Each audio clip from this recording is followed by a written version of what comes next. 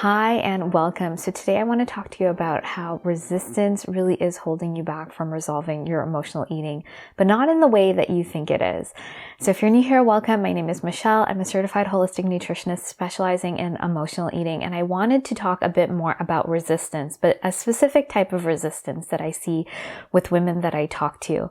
So a lot of the times when I talk to women coming into my community, their resistance around their emotional eating is deeper in the sense that they don't know how to actually move through their emotional eating pattern.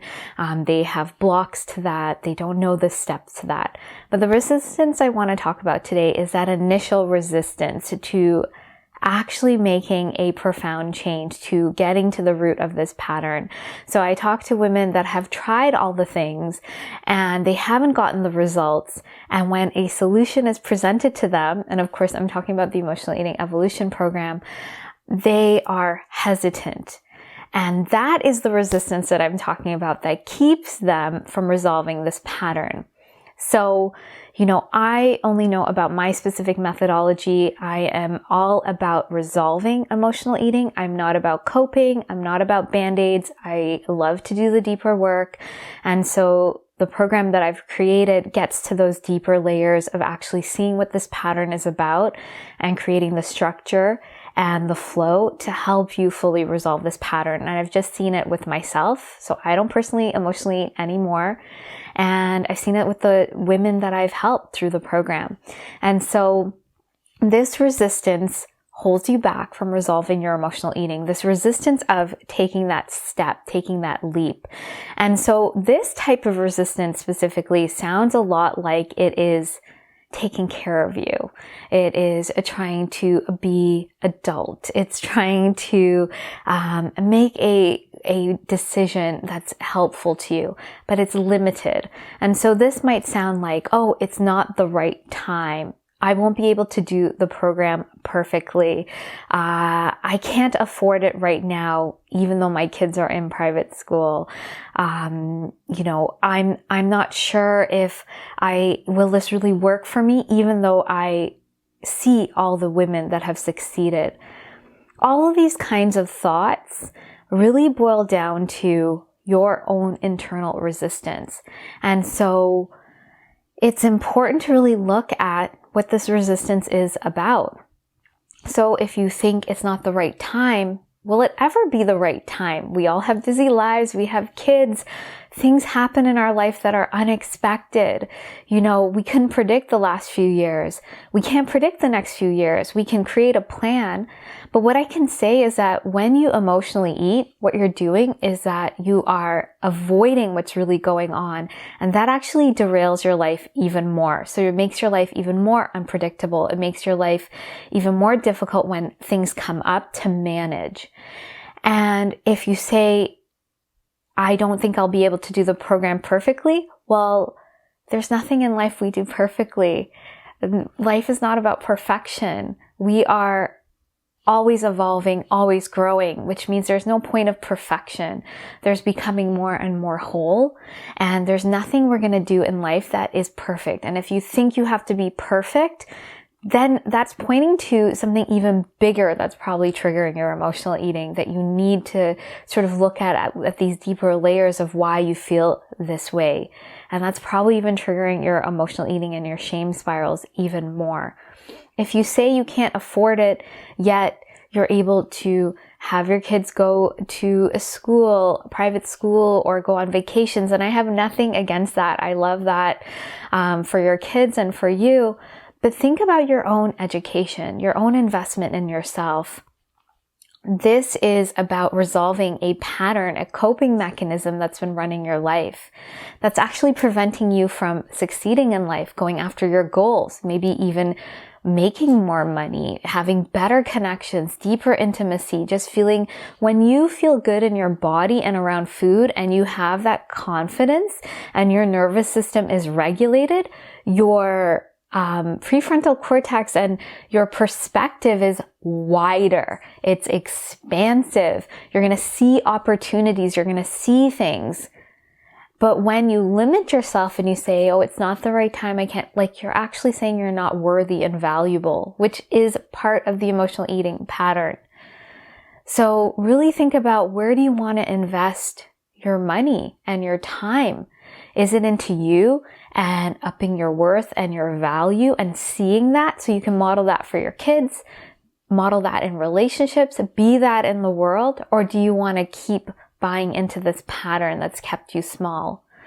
And so these are some of the things I see with women, and it sounds really like it's trying to help you. It's trying to help you move forward and you're doing the right thing. But what it's really doing is limiting you. So everyone that gains that success, that moves forward, let's say that resolves this pattern, they invest. And so I'll share a little bit about my own story. You know, when I started off on this journey, I didn't know that I was even an emotional eater. I didn't even know what it was. I didn't have the information that I have now. And all I knew is that I needed help. So I invested where I could. I used tips that I could. And so I used a lot of willpower with the diets and exercise. And then, you know, when I had some money, I invested in a personal trainer because I thought, I don't know how to work out. Then I invested when I left university after I'd tried so many things. I went to talk therapy and I thought, oh yeah, maybe this is the deeper layer that I need to move through. And then I saw a chiropractor, and then I was doing all the things and I wasn't getting that sustainable change. And while they didn't really, you know, I even saw a nutritionist, but they didn't help me get to the deep root of that sustainable change. Even though those things weren't the deeper layer that I needed, they helped give me some tools. They helped me understand some structure. And even though I didn't use them as I moved forward, I still benefited from them. So I still learned some things. It wasn't exactly what I needed. And so it gave me more clarity about what I did need. And so I moved forward. And that's how I started to implement things and start creating the Emotional Eating Evolution program. And when I was investing in all of those things, all I knew was that I needed help and I needed to understand what was going on. And it's not that I even knew what I had. None of these professionals told me I was an emotional eater. But when I was investing in all of these different modalities, I remember just having like $20 a week to myself to buy a tea, to do something extra. And I'm not saying you have to be to that extreme, but those few extra $100 a month for me, it was worth it to figure this out because I could see the bigger picture. I could see the vision of where I wanted to go. I didn't want to have this pattern. I wanted to feel good. I wanted to not be constantly doubting myself, be obsessing, be criticizing myself. I didn't want to live in this prison anymore. And I would have done anything, and I did do as much as I could to get out of it. And when I really put this pattern together and I really started to understand what was going on, and I had to do a lot of experimenting and trial and erroring and learning. And when I really saw what the pattern was about, then I made smarter investments into someone that did, you know, then I went back to holistic nutrition school. I went and did somatic psychotherapy. But I was using these tools and figuring out, okay, I need to be more aware of what's going on, especially if I'm helping clients. And so this is all to say that it's important to invest in your education, invest in who you are, to go deeper, to get to those roots. But that first barrier is you, into knowing that this is a deeper issue, into knowing that you need that education and that support, and that you identify as an emotional eater. I wish I had this program. You know, sometimes I look back and it's sort of sad. I wish I had this program because I would have been able to just move through this and save myself a lot of years of insecurity and doubt and just not feeling good in my body. And, you know, I'm the one that has to look back at those photos and see how I felt. And yes, I learned a lot, so I take the wisdom from it. But part of me is also like, wow, that's a lot of time of my life that I didn't get to fully enjoy. And so, you know, our life is not super long. We have limited time. And so whatever time we can get to really move forward in what we need to do is important. And of course, all of that served me on my journey because that's what I'm here to do. I'm here to share more about this. But, I don't know if every emotional eater is meant to just be an emotional eating mentor. So if you have other things you want to do in your life, resolving this pattern is going to support you. Because when we are emotionally eating, we're coping and we're covering up parts of ourselves that when we integrate them, we become more whole, we become more expansive. We can see that bigger vision for ourselves. We can go after our goals and we feel at ease in our body and around food. When we feel that ease in ourselves, we're going to have that bigger perspective and move forward with so much more clarity and alignment. So if what I'm saying to you is resonating, I'd love for you to check out more about the Emotional Eating Evolution Program as your next step to resolving this pattern.